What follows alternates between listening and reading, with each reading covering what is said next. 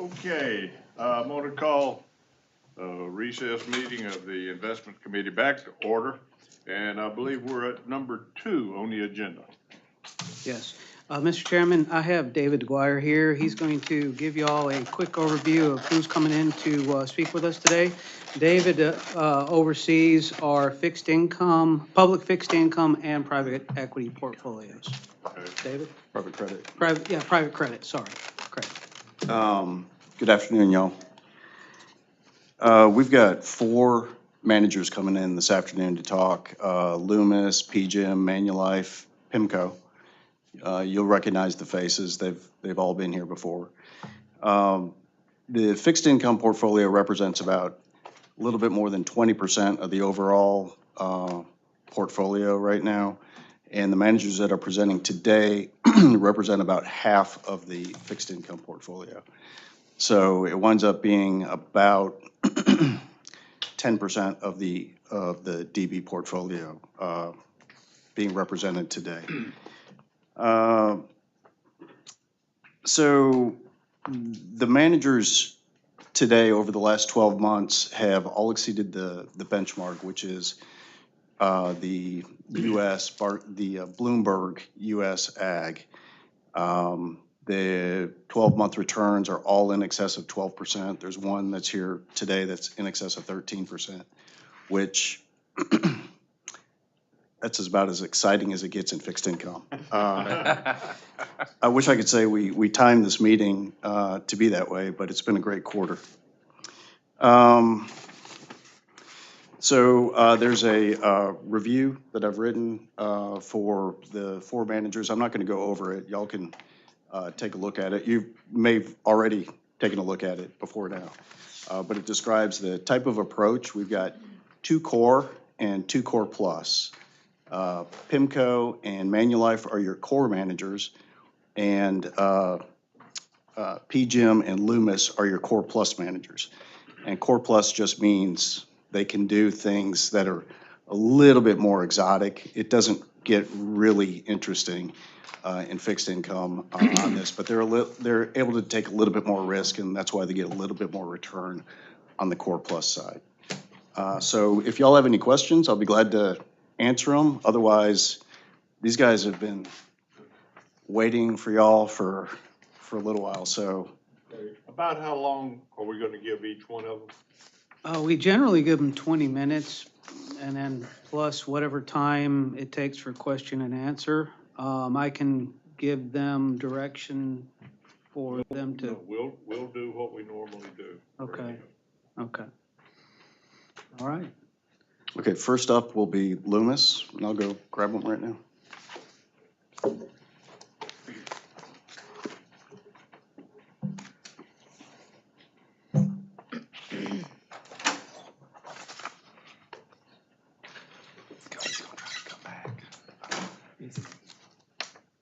Charles, when they come in, I will let you just start. I'll just call on you and you can introduce them. Sure.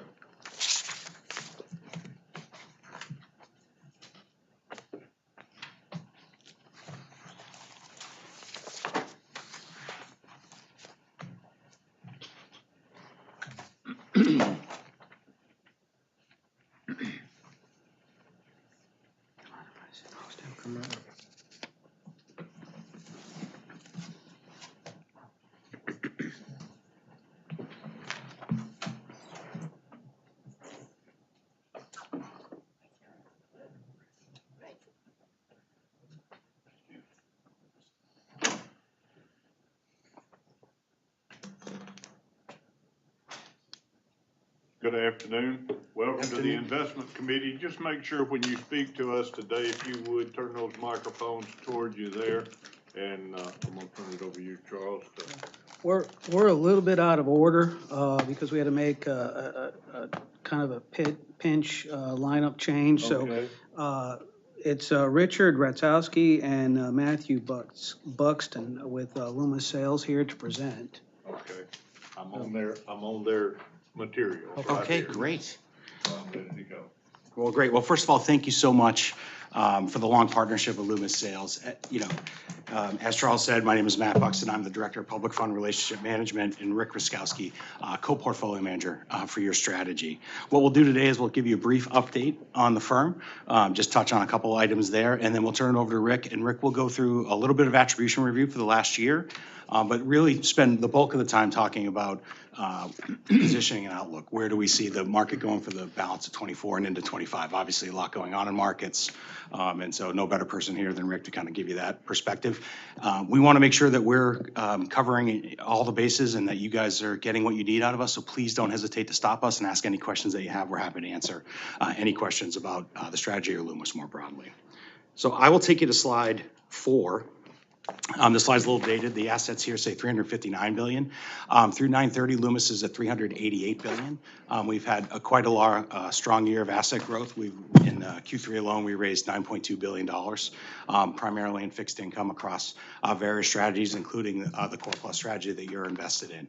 As you all know, with the yields back being attractive and much more appealing to be in fixed income for institutional investors, we've seen a lot of activity and strong performance across our platform has driven that asset growth. So year to date, we're a little over $20 billion in net inflows for the firm. No changes to our ownership, no changes to our structure. The firm remains the same, and we're closing in on 100 years. That'll be just in early 2026. I can jump ahead to slide 9, which will give you the relative return capability. So this is just a broad overview of the team assets. It's the largest team by assets at Loomis Sales, a little over $112 billion. Your strategy sits in the second. I won't hesitate. I won't try to give you what color that is, but it looks like light green to me for the Core Plus team, and they manage just under $36 billion in assets. Rick and Peter have managed the strategy for over 20 years together in a very, very stable and well-resourced team, which I will take you to on slide 12. This will just give you a brief team. I want to stop here for 1 second just to acknowledge that Mike Gladchen, you'll see in the top box, has been named Associate Portfolio Manager. That happened last year, but we haven't been here 2 years, so I did want to highlight that. Mike was a member of the team as an investment strategist, working closely with Devin McKenna.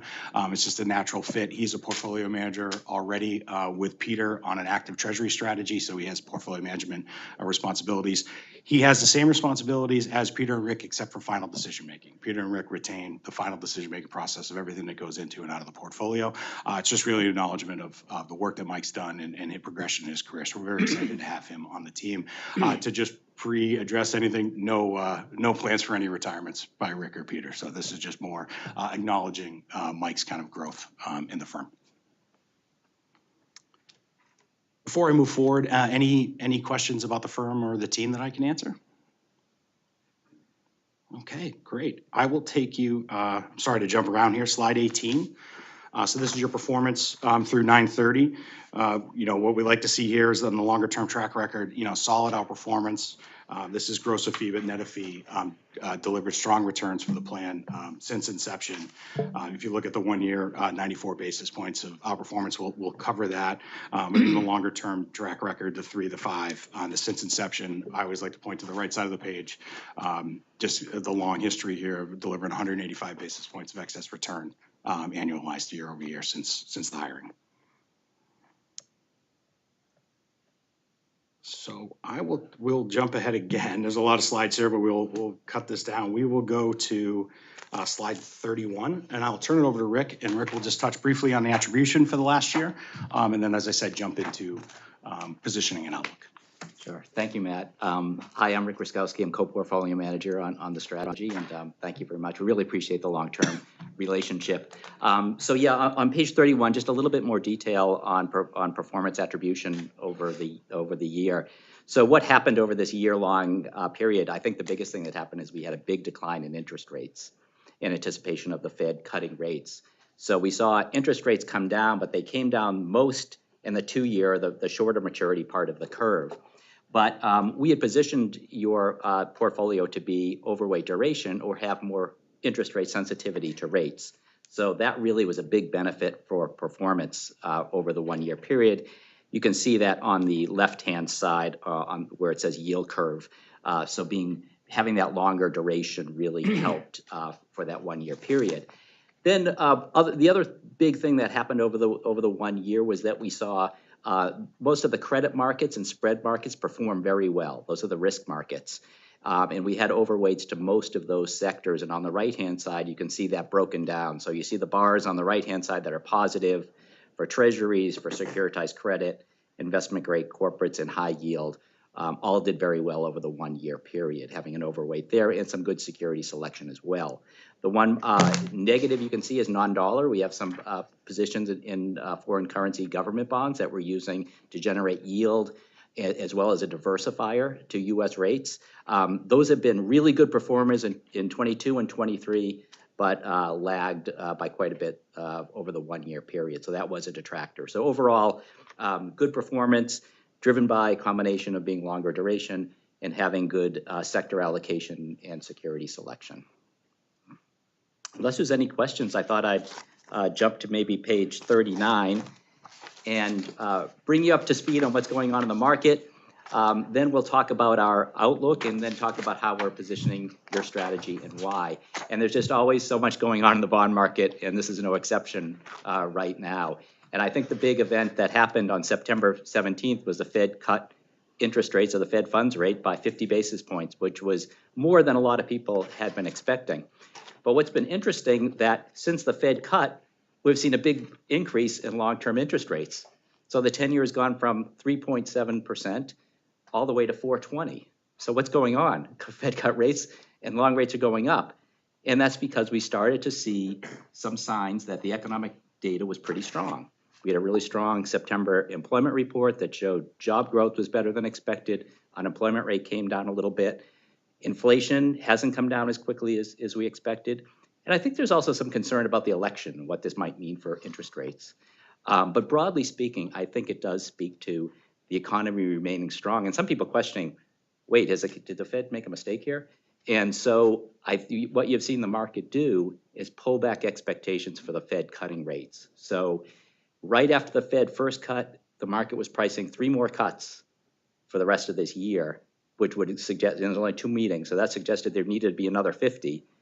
Now we're fewer than 2 cuts right now being priced in the market, so the market's really pulling back.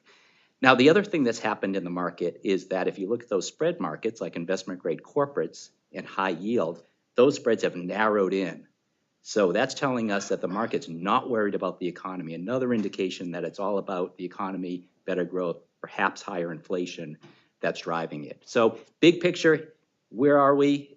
4.2% on the 10-year yield. Over the past 10 years, that's averaged about 250, so way above 10-year averages on the yields.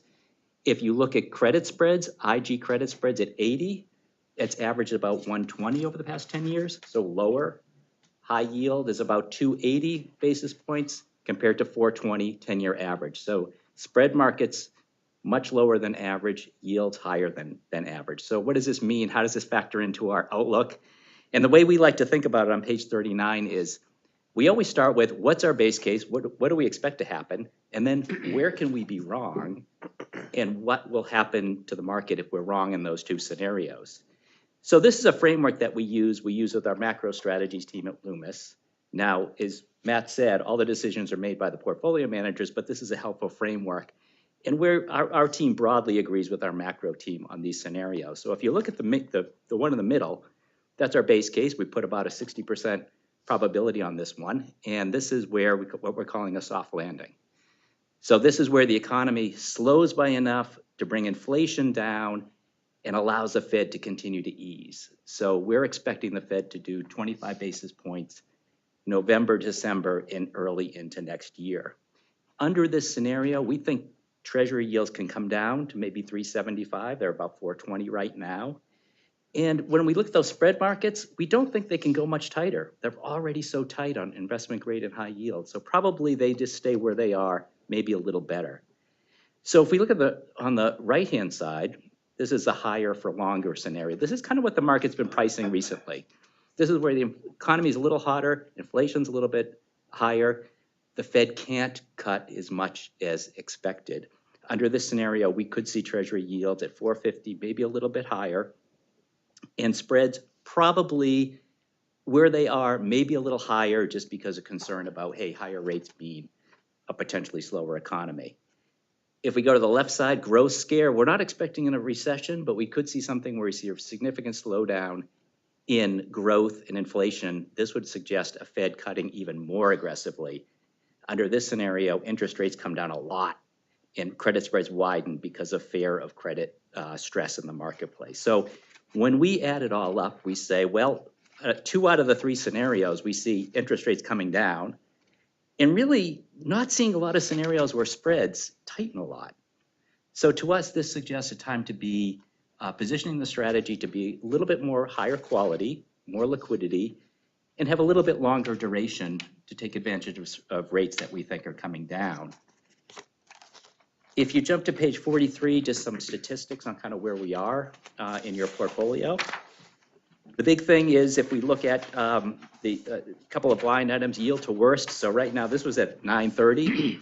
Now, the good part about interest rates going up, we have a higher yield to start with. So we're about 530 right now on the yield in your portfolio. And if we look at the duration, you can see 6.8, longer than the benchmark duration because we expect interest rates to come down. Average quality, A1, really high quality portfolio. And if you look down to the breakdown of quality, about 70%, more than 70% is in AA or AAA rated. So high quality, longer duration.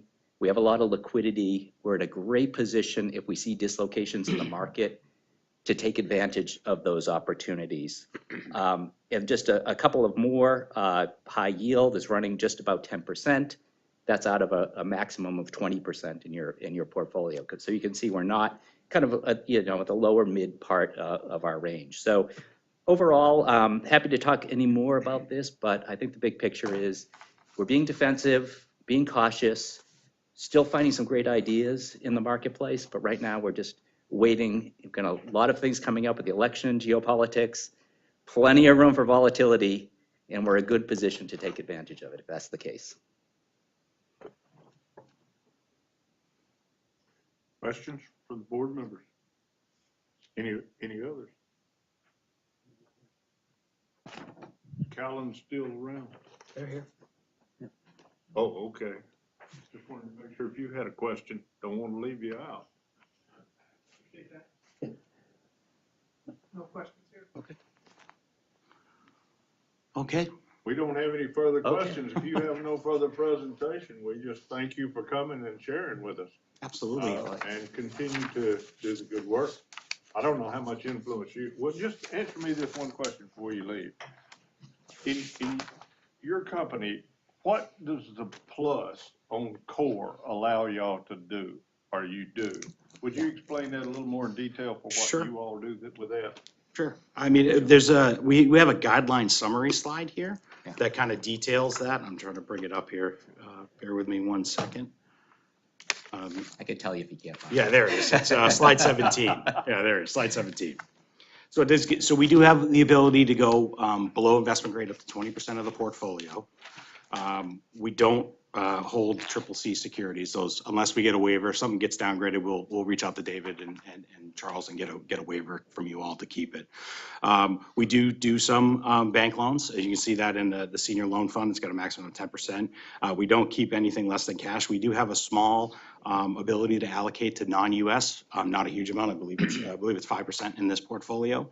And that's really, as we said, government bonds with strong yields is usually what the team's trying to address. We also do, I don't think we do it in this, but there's an ability to use CLOs, but I don't believe we have that ability in your portfolio. So the team does use CLOs, which are basically just collateralized bank loan structures that we can trade in and out of. I don't know if there's anything else that you would want to highlight that we use as plus sectors. No, that's the big one. Yep. Yeah. Okay. Now, are there any questions? If there are no more questions, thank y'all for sharing with us today. And do want to say, both of you, Matthew, Richard, thank y'all for coming. Appreciate the information, and again, keep up the good work. Thank you. Thanks Thank so you all much. for the partnership. Thank you.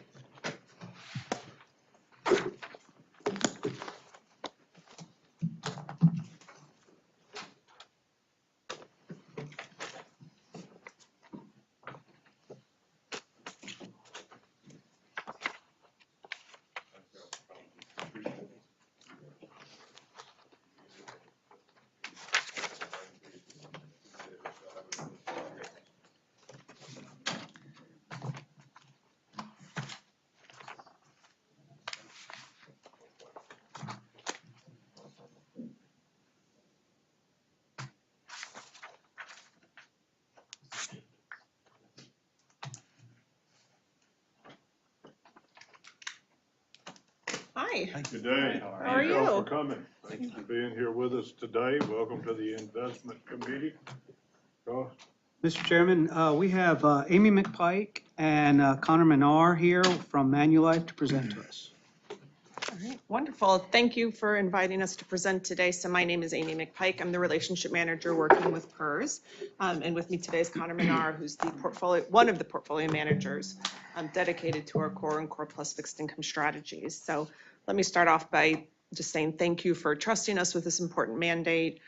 We've really enjoyed and valued the partnership that we've had both with the board and with the staff at PERS over these many years. Maybe I'll just do a quick reminder of who we are. So Manulife Investment Management is the global wealth and asset management arm of Manulife Financial Corporation.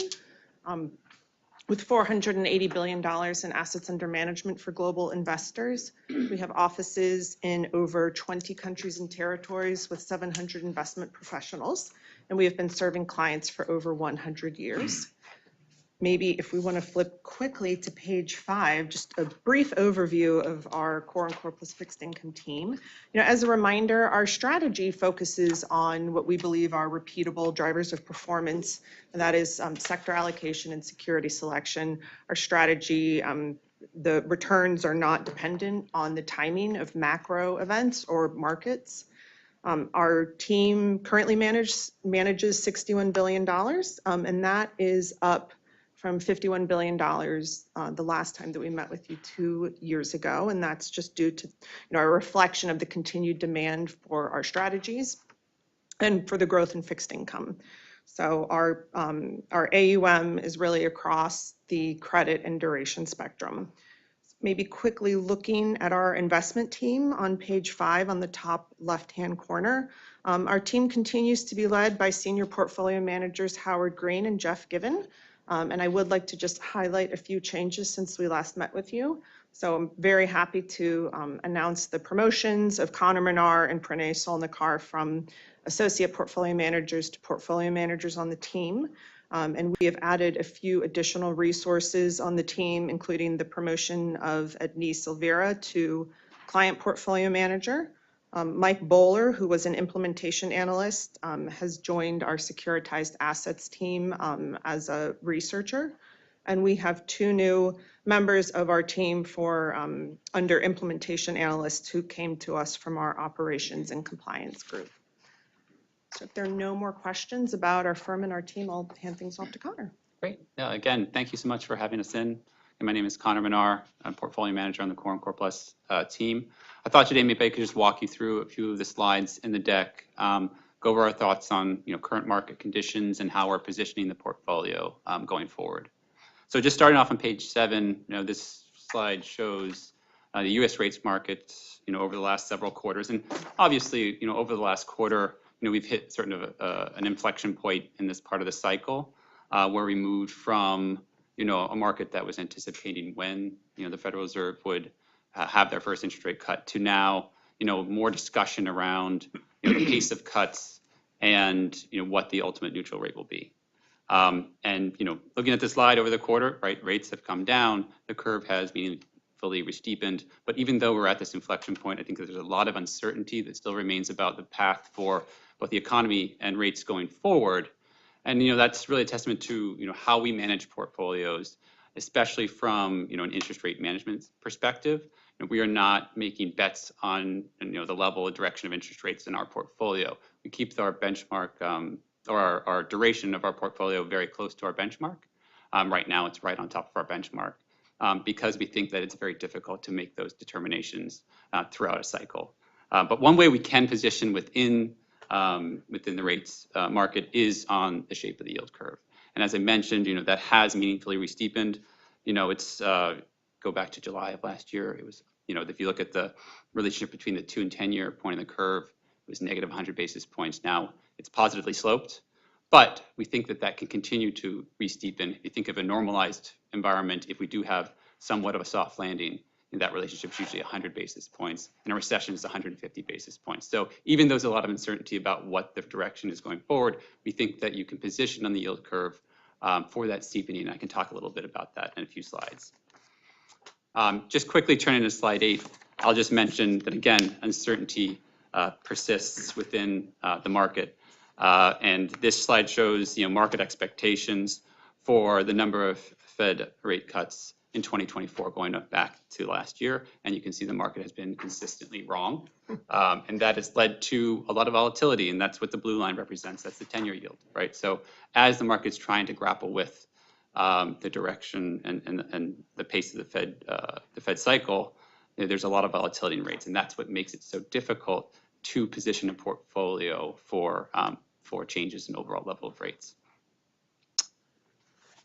Moving quickly on to slide 9, maybe just talk a few minutes about spread markets. Again, that's sort of our bread and butter. We're bottom-up managers. We're looking to drive relative value within corporate credit spreads and securitized credit spreads.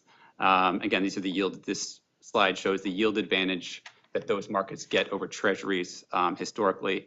And the takeaway here is valuations are very rich right now. If you look at the dotted line, that's the long-term average. And we have a number of different indices on here, from the overall corporate index, BBB corporates, and then agencies, mortgage-backed securities. And the corporate side, valuations are very rich. And I think that is a testament to economic resilience, within the U.S. economy. But from our perspective, that means that there's sort of a risk-reward imbalance within that market. And so that's an area where we tend to be a bit more defensively positioned. Alternatively, agency mortgage-backed securities, again, it's a large part of our benchmark. It's about 25% of our benchmark. I can tell you I come from a background of being an agency mortgage-backed security analyst, and I've never seen valuations this attractive within this space, again, relative to treasuries or relative to corporates. And again, that's a very defensive sector, very large, very liquid. You're not taking credit risk. Risk of default is obviously borne by U.S. agencies. So that's an area where we feel you can have an overweight and be defensive and wait for better opportunities within the credit space. So that's an area where we've taken up our exposure. Turning to slide 10, a lot of numbers on this page. Just going back to our curve positioning, wanted to highlight, we've been positioned for a steepening of the yield curve for since basically July of last year, when we hit historic levels of inversion. And this slide sort of highlights why it's important to be early when you're positioning for that change in shape. All this is showing is, if you look at past cycles and you look at the period between the final Fed hike and the next Fed cut, just look at that period in isolation and what happens to the shape of the curve. And the takeaway here is, if you look at the column all the way at the end on the right-hand side, the curve usually meaningfully re-steepens before the Fed actually starts cutting interest rates. So if you did wait to try to position for that, you'd usually miss a lot of that re-steepening. And that happened this time, right? If you go back a year, we were negative 100, we're positively sloped now, so it was a massive re-steepening. But as I mentioned before, we do expect that re-steepening to continue. So how do we position for that? On the next slide, on slide 11, talks a little bit about how you position for a steeper curve. In our view, the way you position for it is by having your duration exposure in the 5 to 7 year part of the yield curve. Again, overall, our portfolio duration is very similar to our benchmark, but where we own that duration is very different. So we own it in that 5 to 7 year part of the curve, and we're underweight the front end and the long end of the curve. And that's what this slide is highlighting. Again, a lot of numbers. I won't walk through everything. The only thing I would highlight is that yellow line. That shows that if you went to past cycles when the curve meaningfully re-steepened, and you've compared two portfolios, a treasury portfolio made up of just 5 to 7 year treasuries, and another treasury portfolio made up of 2 and 30 year treasuries, and you weighted them so they had the exact same duration. The yellow line is showing you that 5 to 7 year treasury portfolio meaningfully outperforms the one that's weighted in the front and the long end. And that's how we're positioning the portfolio in terms of duration, to take advantage of that re-steepening of the yield curve. A few more notes just in terms of positioning on slide 12. Again, I mentioned agency mortgage-backed securities being very, very attractive from a historical standpoint. You can see our exposure on the left, late cycle environments. Mortgages typically outperform corporates over that period. And then the other thing I wanted to mention, if you look at the center chart on this page, that shows how we're exposed to that market relative to the benchmark. So again, we're bottom up and we're active when we're positioning. So our exposure within that market looks very different. So not only are we trying to add value by being overweight, by being over the sector, but also we're using our security selection expertise within the mortgage space to find the best areas where we see the best relative value. And then quickly on slide 13, I would just mention here, this is, go into a little bit more detail in terms of our corporate credit exposure. As I said, we're positioned defensively within corporate credit because of historically tight valuations, and we can do that in a number of different ways. One way we can do that is, again, owning shorter term maturities within the corporate space.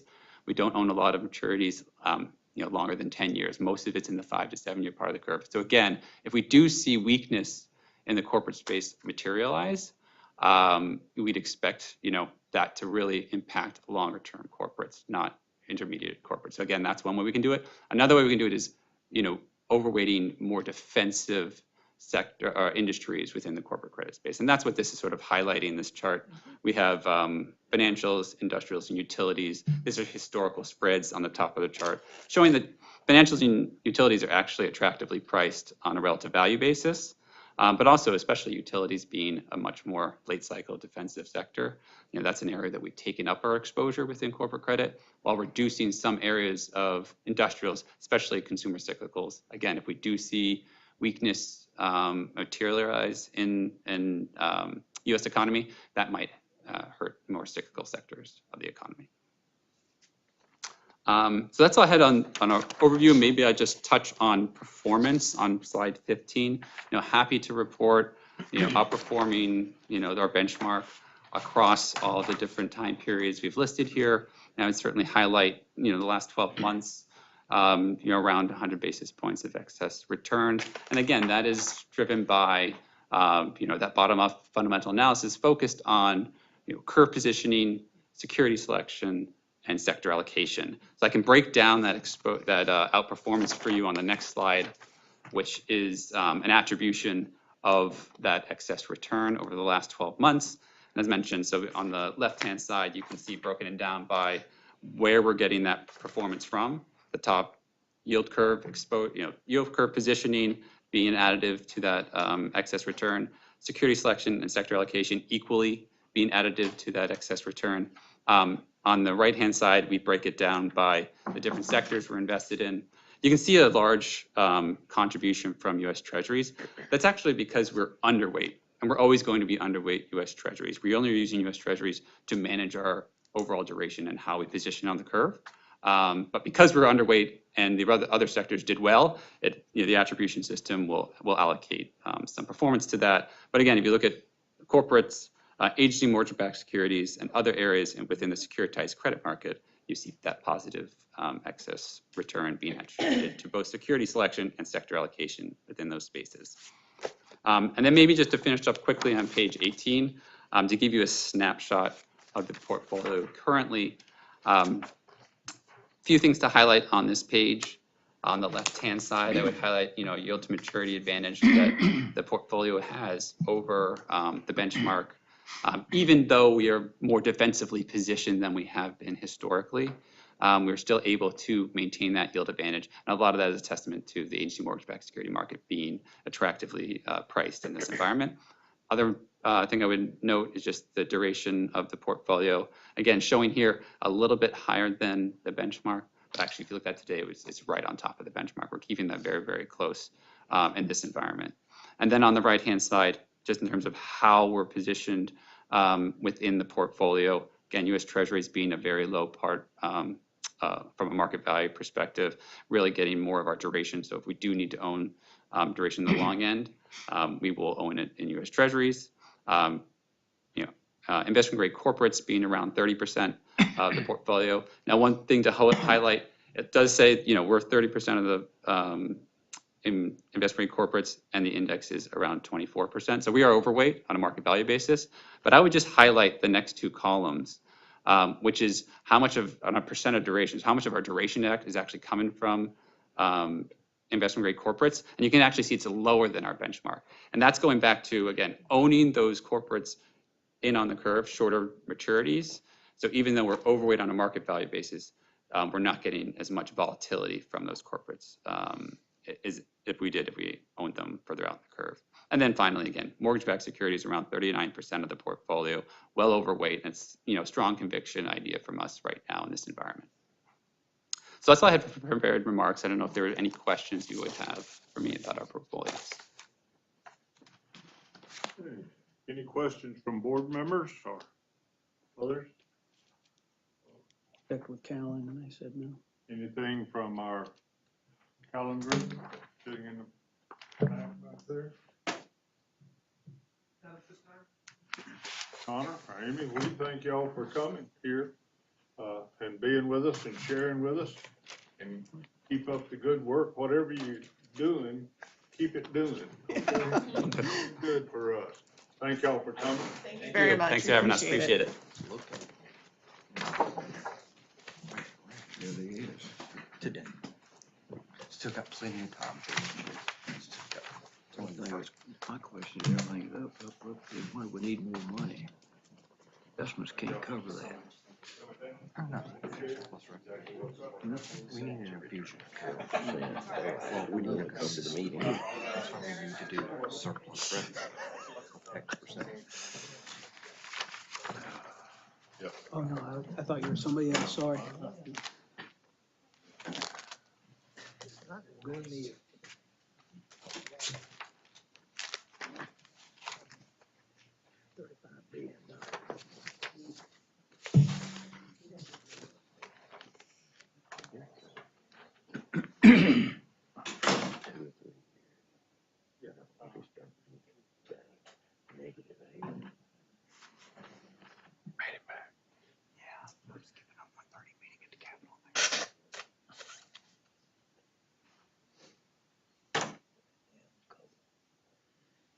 Good afternoon. Thank y'all for coming. And how the University of Georgia doing? It's a good day to ask, right? If I remember correctly, are you not a Georgia graduate? Well, certainly am. That's what I thought. I thought Yes. we'd go with that. I remember that. So, but we do appreciate y'all coming and sharing with us today. Appreciate it so much. Charles? Well, you already know Chloe, so Eric and Vinayak are also here to discuss the portfolio that PIMCO is managing for us. It's good to see you all. You as well, and thank y'all so much for having us here today. It's always a pleasure to be here in Jackson, Mississippi, and I always appreciate your questions about how the Bulldogs are doing.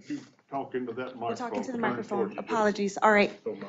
Well, thank y'all so much for having us. It's always a pleasure to be here. I see many familiar faces, and thank you for the introductions, Charles. But as you all know, we're here from PIMCO. I'm an account manager that focuses just on public plans, joined by my colleague Eric Bachman, who is also on our public plan team. And we're delighted to have Vinayak here, who's the lead portfolio manager for the PERS of Mississippi portfolio. We just want to say thank you as we get started for the 41 years of partnership between PIMCO and PERS of Mississippi. We really are truly, truly grateful for the continued trust that you have placed in our firm. And it is absolutely a privilege for us to be able to contribute to the work that you do in order to serve the people of Mississippi. In terms of time today, I believe we have about 20 minutes. Is that right? That's correct. And then in terms of an agenda, we'll start with a brief update on the firm, talk about performance, and then we'll spend some time on our outlook and positioning of the portfolio. And we'll certainly leave time for questions. Does that work for you all? Okay, wonderful. Well, thank you so much. And I'll turn it to Eric for the next part of the presentation. Great. Well, it's great to see everyone again. If we turn to page 9 for a snapshot of the relationship summary. So as you can see on the page, manage both core and global bond strategies. And as Chloe mentioned, it's been 41 years since we've been managing the core strategy, and just over 11 years now that we've been managing the global bond strategy. And just want to reiterate what Chloe said, we're very grateful for the long-term partnership. So moving to slide 10 for a snapshot of performance. And we were last presenting on the core portfolio about 2 years ago. And at that point in 2022, we were in the middle a tough year for fixed income amid inflation, the Fed raising rates at the highest magnitude in over 40 years. And pleased to report, we've had a nice rebound in fixed income over the last 12 months and last 24 months since we've been here. So if you look at the performance chart over the last 12 months as of September 30th, the strategy has performed about 12.93% relative to the benchmark of 11.57, leading to outperformance of 136 basis points gross of fees. And then since we've been here 2 years ago, the strategy has returned 6.83% on an annualized basis before fees, outperforming the benchmark by 86 basis points. And then lastly, just looking back since inception, August 1983, the strategy has outperformed the benchmark 61 basis points on an annualized basis. So on a go-forward basis, we still think fixed income at these levels are attractive from a total return perspective, but then importantly also as part of a broader portfolio from a portfolio construction perspective, as well as providing diversification. So I will turn it over to Vinayak to talk about the portfolio going forward. Thanks, Eric, and I would like to echo Chloe's comments. We're very thankful for the partnership and honored to be a part of your investment manager lineup. So what I'll do is I'll just be a little bit more forward-looking. In the interest of time, I'll focus more on our outlook and how we're currently positioned in the portfolio. So the first and foremost thing, I think what has been impressive over the past couple of years has been the resilience of the U.S. economy. In spite of a very sharp hiking cycle, in spite of a significant amount of tightening in borrowing costs, we've seen the U.S. economy overcome those challenges and continue to grow at a very rapid pace of 2.5% to 3%. And that those gains have come from a variety of unique factors that we think continue to kind of make the U.S. economy almost in some ways exceptional relative to several of its developed market peers. And the big thing that's changed over the past several months is that the Federal Reserve has shifted their focus from bringing down inflation to supporting the economy and supporting jobs. And that was evidenced by their recent 50 basis point rate cut. So the combination of these two things together continue to support what we think is a strongly growing economy. And we do think that the so-called proverbial soft landing narrative continues to remain in place. That remains our base case. We do think the economy will continue to grow quite strongly over the next 12 months or so. That said, we do think we have reached a point in very stark contrast to the last time we were sitting here or even 1 year ago. We are now pricing in this soft landing outcome to almost what we would call perfection across a range of different markets. Everything in our view, from equities to credit spreads and other risk assets, are pricing in a very high likelihood that the economy will continue to maintain this very strong growth path. And so that, in our eyes, make the asymmetry of risk and reward in some of these asset classes somewhat less appealing. So it's not so much that the soft landing is the base case, it's that the markets have moved from assigning it a 50% probability this time last year to almost 100% probability now. In addition, the other big risk event that's obviously on the horizon in a couple of weeks is the US election, which we do think, while we're not taking any views on what the outcome will be, we do recognize that it will have very strong implications for fiscal policy, trade policy, foreign policy. So a lot of the big ticket things that are expected to drive markets over the next 12 months are certainly going to be clear only as time passes. And then the last one thing that I will mention before I talk about the investment implications in regards to the economic outlook is that the inflation war has almost been won, but not quite. And what I mean by that is that we do still think that there's a little bit of a last mile issue here for the Federal Reserve. They have decided that they're close enough to the target to begin easing interest rates. But as we saw from the last inflation print, we're still printing inflation that's closer to 3% than 2%. So we're still a good amount above the target as it relates to the Federal Reserve's inflation target. So the inflation war is almost won, but not quite yet. And that could be a factor that may drive significant market volatility. So in light of all of this, our key approach to managing fixed income or the bond portfolio this year has been to be active and flexible. The market over the course of the year has embraced differing narratives. We started the year at 3.8% on the 10-year Treasury. We went all the way to 4.8 in the spring. We came back down to 3.6 in the beginning of the fall, and now we're back up to 4.2. I think what that tells us is that it is an environment where being active and flexible and adjusting the portfolio to take advantage of what the market is pricing in and significant overshoots that may occur, we think is the right way to add value in fixed income and outperform the yields that markets are giving us right now. We do think that interest rates overall, looking from a long-term horizon, do offer pretty good value. At 4.25%, we do think the long-term bias, if you will, for the 10-year Treasury yields is more likely lower than higher. But that said, the path to getting there is certainly likely to be a volatile one. And as the election would tell us, there could certainly be significant volatility coming up. So we like duration.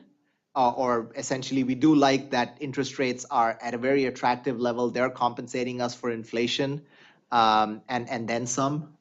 But what we do think is somewhat less attractive in today's marketplace is the level of credit spreads. Whether you look at investment-grade corporate bonds or high-yield corporate bonds or many other sectors in the risk markets, those risk premiums in excess of Treasury yields are not quite what they need to be. So where, let's say, investment-grade corporate spreads over a long run are anywhere from 1.25% to 1.5%, as of today, they're well below 1 percentage point. So the excess yield that you get to buy a corporate bond or any risky bond over Treasuries is at its lowest in the past 25 years. And that to us means that it is a good time to be more defensive in the portfolio. So the key kind of the positioning call that we've taken is we've reduced the amount of credit risk in the portfolio over the past several months and increased the weighting to government guaranteed agency MBS and Treasuries. So we do think that tilting towards sectors that are higher in quality, AAA, is the right call in this environment, and staying away from sectors that are lower in quality, particularly like BBBs or even below IG credit, is the key view that we have. Second, we do like shorter term debt more than long term debt. So as you know, the portfolio has its bond holdings distributed over a range of different maturities, all the way from 1 year to 30 years. But in terms of the mix of holdings, we've skewed the holdings significantly towards more shorter dated maturities than 30-year bonds. We do remain concerned about the longer term fiscal trajectory of the United States. And we do think that it could over time become evident in a meaningful risk premium to be embedded into longer term bond yields. So we would prefer to have our holdings in 2, 5, and 10-year debt, which we think are much more anchored by the Federal Reserve's policy moves and a little bit less by the longer term fiscal risks that are in front of the US. We do like inflation protected bonds. So TIPS, Treasury inflation protected bonds, to us offer an attractive risk premium over nominal bonds. And in a world where inflation is still printing close to 3%, we do think that the expected return on an inflation-linked bond is better than what one could expect from a nominal Treasury. So we do have an allocation to them in the portfolio. And then last but not least, we do think that while we don't know what the outcome of the election will be or how markets will react, we do think that they're more likely than not to overshoot. That's been the one consistent theme that we've seen over the past 2 years, both towards higher and lower rates, both towards wider and tighter spreads. Markets have consistently tended to overshoot. So our preference here is to keep a little bit more dry powder in the portfolio, resist from making any big bets ahead of risk events, and rather wait for the overshoot after that when the attractive opportunities are in front of us to really go on the offense and try to build up more yield and take risk in the portfolio. So I will just stop there. That was kind of a high-level summary, but more than happy to take any questions that you may have. So do we have questions? Go ahead. You mentioned the soft landing and it basically being the base case now, or at least a high probability. Is there anything in particular that you're watching in the various world events or geopolitical concerns? Is there anything in particular you're watching more closely than others that could disrupt that soft landing? Yeah, I think I would say in terms of relative magnitude of importance, the US election continues to be the biggest thing that will probably drive markets. Aside from that, the geopolitical events that are going on, we do think are things that are, I mean, they still matter from a humanitarian standpoint, but we do think that there are issues that are somewhat less, I guess, likely to drive US bond markets over the medium term. That said, we do think trade and foreign policy is something that is likely to be adjusted quite meaningfully post the election, and that can certainly be a geopolitical risk to watch. And in particular, we're watching the risk of tariffs and how that may affect bond markets, stock markets in general is probably one thing that, we want to, we think that has the potential to swing significantly one way or the other. Thank you. Any questions from anyone? Then I thank you all for coming, for sharing with us. We've enjoyed our long-standing relationship and the work that you've done. If you can, make that landing soft and the returns high. So, yes, Chloe. I was just going to say thank you very much. We really appreciate the time and the invitation to be here, and always look forward to seeing y'all. Thank you so much. Thank you. Thank you. Howdy, toddy. Maybe We'll look we'll for see you on y'all in November a- the 9th. Well, we'll see y'all in a couple weeks. That's what I'm afraid of. November the 9th.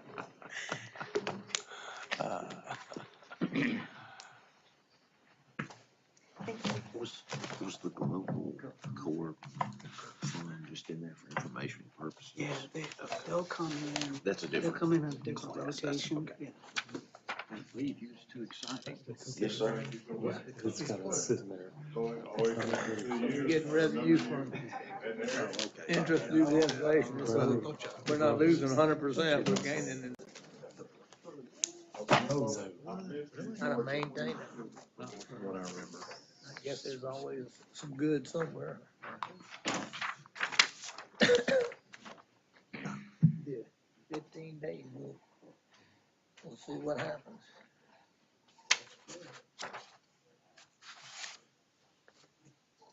Could be.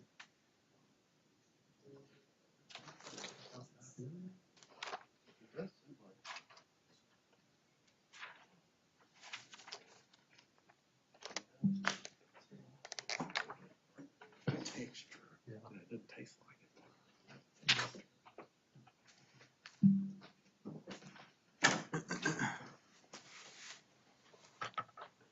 Good afternoon, and thank you all for coming. Welcome to the Investment Committee, PERS of Mississippi.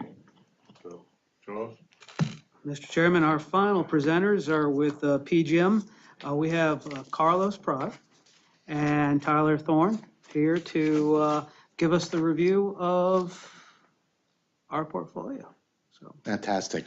First off, I just want to thank Charles and the rest of the committee for the opportunity to present today. Certainly, it's been our privilege and pleasure to serve the state since 2012. I have been with the relationship since the funding and since we were awarded a mandate, and I can genuinely say that we appreciate the partnership and the ability to work for the participants here with the plan. Tyler has been with the firm since 2015. Tyler is a member of the portfolio management team that manages the core plus mandate. So I'm just going to spend just a few minutes just to remind the committee on what we do for you all. We manage a core plus mandate. The mandate is designed to achieve 150 basis point gross of fees, excess return over the benchmark over a long run.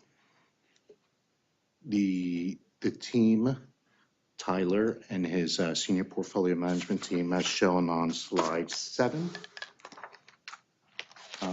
relies on the resources of the firm. And what you should think of is Tyler and the portfolio managers for Core Plus as being the risk allocators. So they're taking inputs from the organization, from the strategists, from our economists, and they're developing and they're constructing portfolios and they're allocating risk to each of the sector specialists within their sectors. And then those sector specialists are ultimately responsible for making the security selection within the mandates. So that's a brief overview.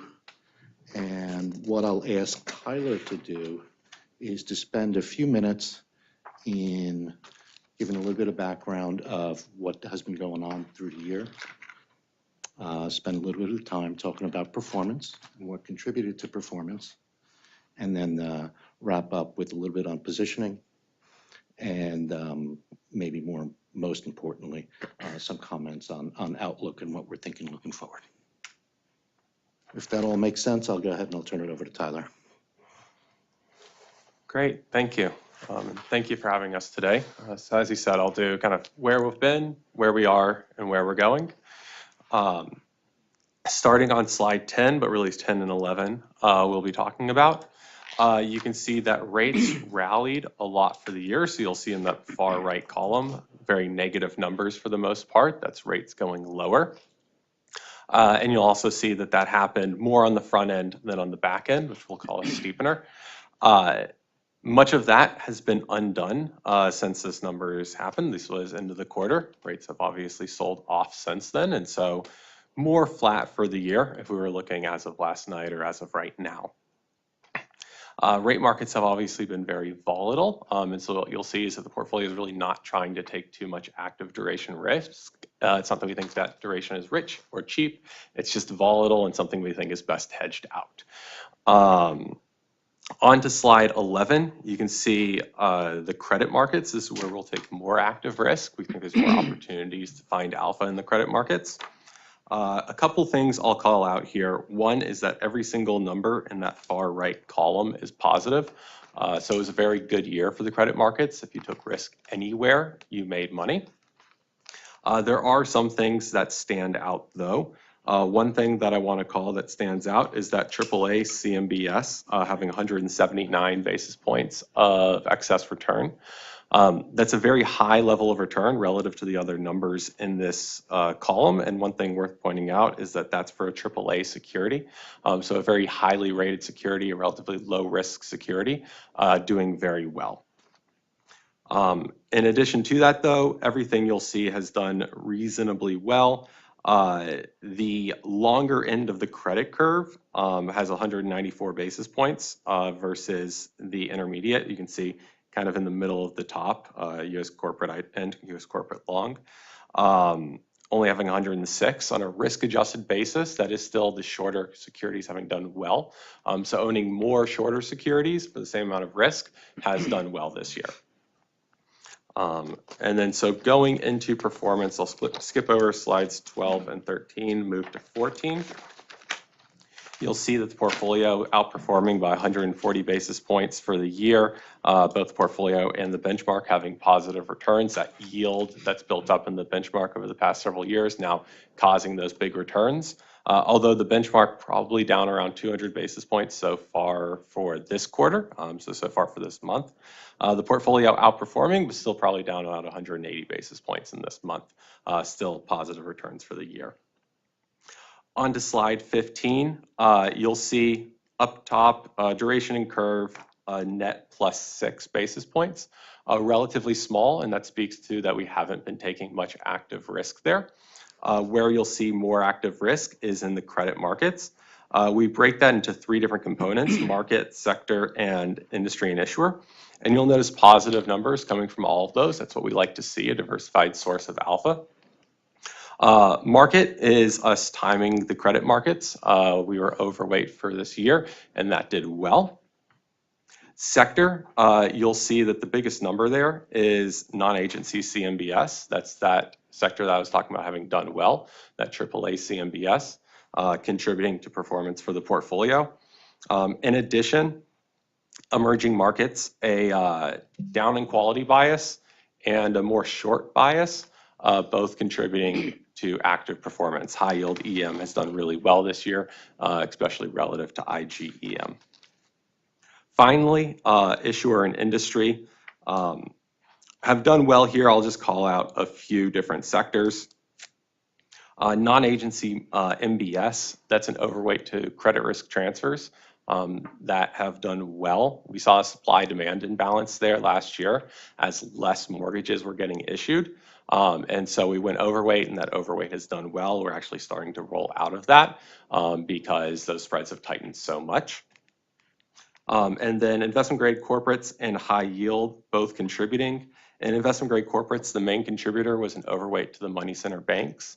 The money center banks tend to trade wide for their rating because they have to issue so much in the markets. In a year that's really been mostly carry, that has done very well.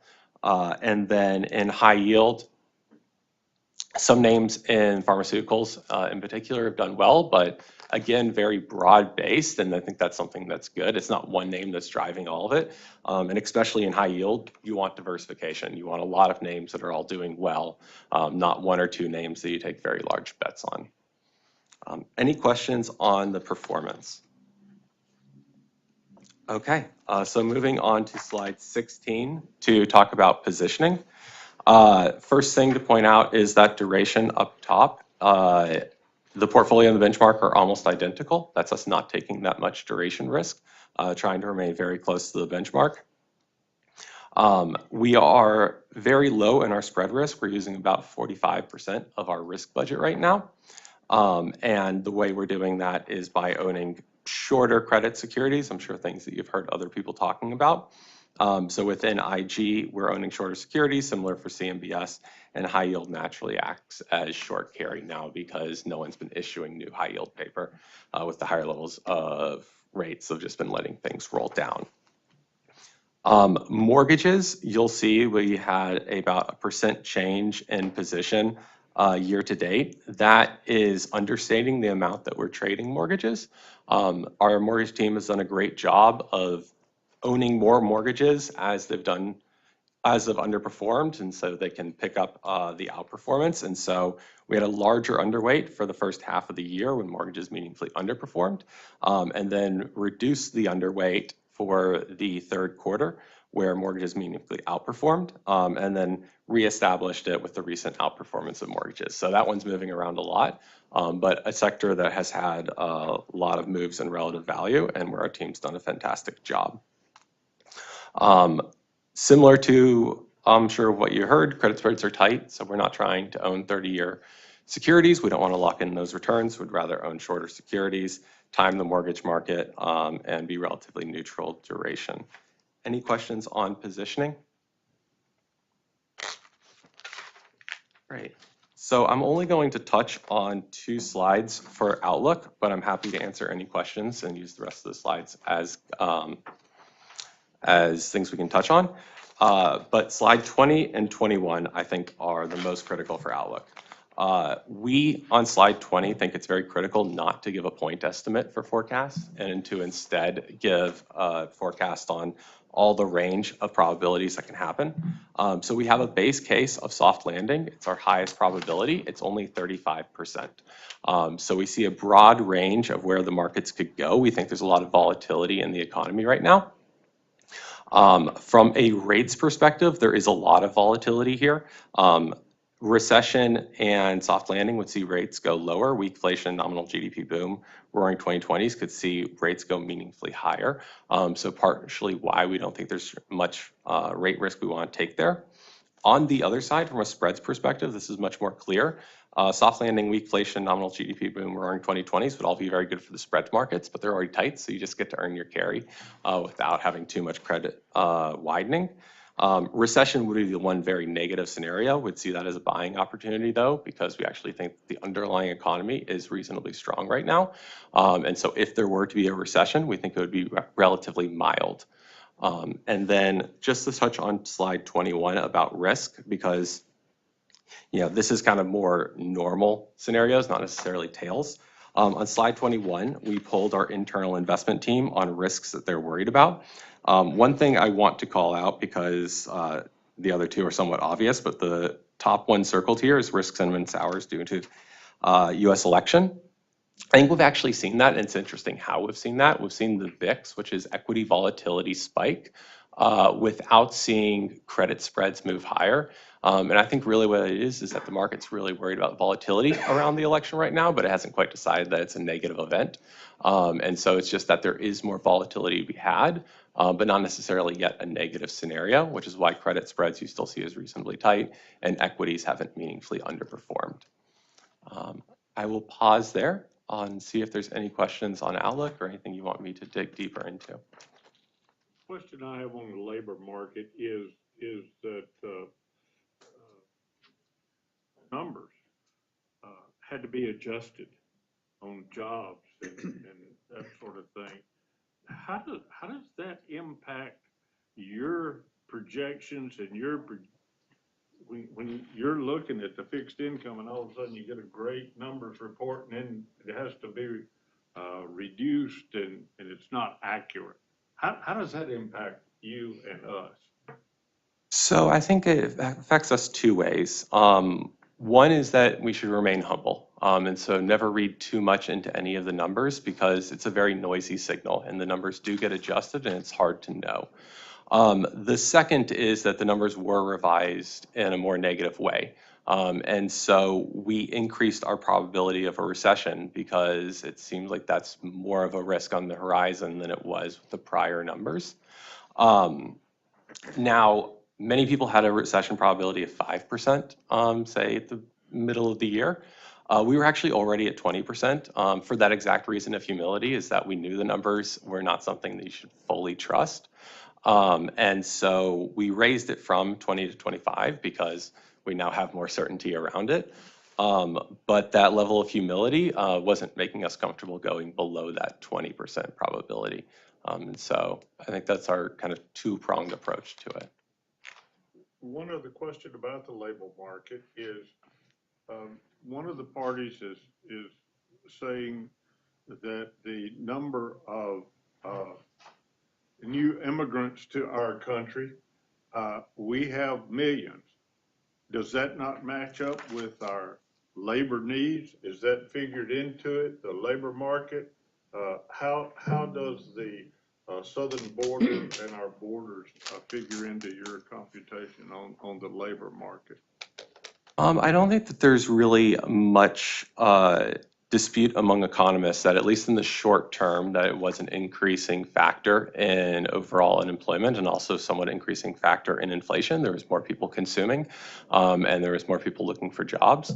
On a longer run basis, you could argue it's more of a neutral factor because there's more people consuming, and so there needs to be more jobs to supply those people that are consuming.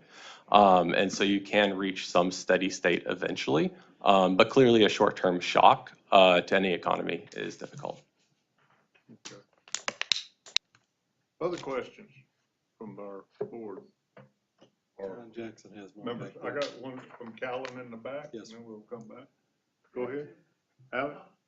Just had a question about how you I don't see John. Okay. incorporate the geopolitical turmoil in your assessment of risk in the portfolio, and how much will you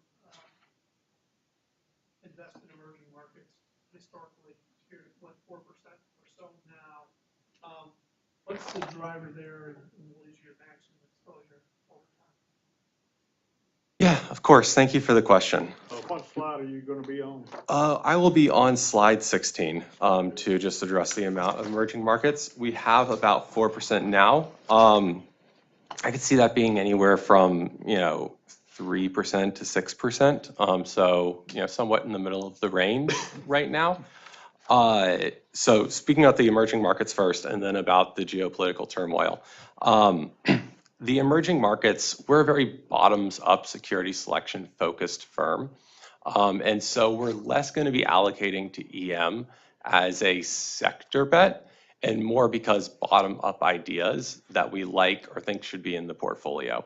And so that, especially because it's not, it's not like 25% IG, we view more as a bottoms-up reason to have an allocation, and that's why we have 4% right now. It's on the lower end of our historical range, and that's because we see less relative value opportunities there. From a geopolitical risk, I think there are a lot of risks in the market or geopolitical risks in the world. The market's clearly not pricing them in, and they clearly have the ability to have an impact on the financial markets. We saw how oil moved with the Iran strike in Israel earlier in the month.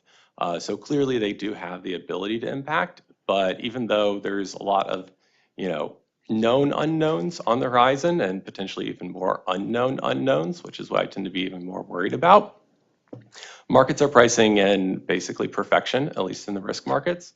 And so from that perspective, we want to still remain relatively low risk, own mostly issuers that we really like, as short as possible, and not try to add on a lot of risk in the portfolio when you're not being compensated for it now, even though it seems like there is still risk in the world. Other questions that we might have? Any concluding remarks then? No, I just want to thank the committee once again and appreciate for your time and hopefully. Thank you for coming and giving your forward looking and keep up the good work. Whatever you need to do to the economy to keep it up, okay? We appreciate that so much. Thank y'all for coming. We'll do our best. Thank you all.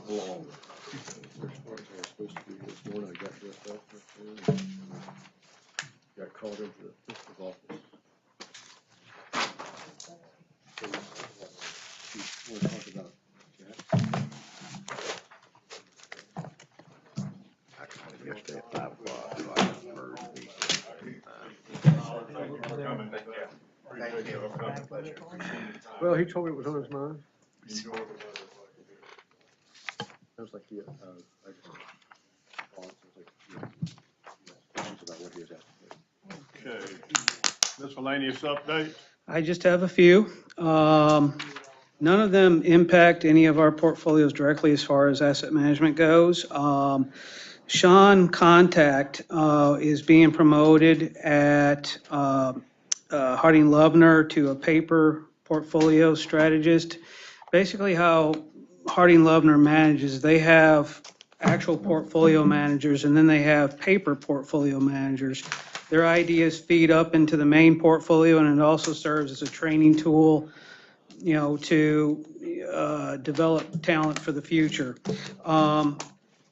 The reason that this is happening is that Rick Smith is going to be moving out of the role of a paper portfolio manager to an actual portfolio manager because Peter Vaughn is retiring. So positive move. We saw Rick, either last meeting or the meeting before. So no concerns there. And then let's see, Brightspear, the owner of Acadian Asset Management, is going to be rebranding itself to Acadian Asset Management. Acadian Asset Management's developed a really good brand name. So that's all with that. And then the last one, it's a little bit more concerning, but it doesn't necessarily have anything to do with the asset management side of their business. Epic Investment Manager was purchased a couple of years ago by TD Bank. TD Bank just recently was fined about $3 billion. They didn't do a very good job of monitoring money laundering that was happening. TD's a big bank. They should be able to absorb it, but again, they're not the only bank that's been hit like this. Banks need to do a better job at monitoring money laundering, especially money laundering that's happening from cartels. So, but as far as any impact on the asset management side of the business, it doesn't, have anything to do with that. Epic is currently on our watch list for other reasons, but it has nothing to do with this. So that's all I have for today. Was that bank the one, of which that I read that literally the bank knew the laundering was going on and did nothing about it? That was the accusation. I don't know for sure if they knew, but that's what the Justice Department was asserting. Paragraph said allegedly or not, but that's what I remember. Yeah. So. Okay. Any other items for the investment committee? If not, I'm going to adjourn the investment committee. And Mr. Chairman, we've been here an hour and 15 minutes. We may be here another hour and 15 minutes. I'd suggest a 5-minute break. Why not? Which means 10. So, Mr. Benson, can we start back at 10 minutes? 10 minutes. Sure. All right, for 10 minutes. All right. Thank you. 10 minutes or earlier, whichever comes first. That's right. It won't come first, though. Okay, I got 4, so whatever. I'll bring the gavel down there in 10 minutes.